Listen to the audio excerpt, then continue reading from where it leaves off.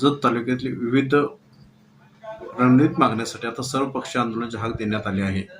शेतकरी, नागरिक, विद्यार्थी आणि महिलांच्या विविध प्रश्नाकडे शासनाचे लक्ष वेधण्यासाठी गुरुवार दिनांक 27 ऑगस्ट 2026 रोजी सकाळी 11 वाजता महाराणा प्रताप चौक येथे सर्वपक्षीय रस्ता रोको आंदोलन करण्यात येणार आहे.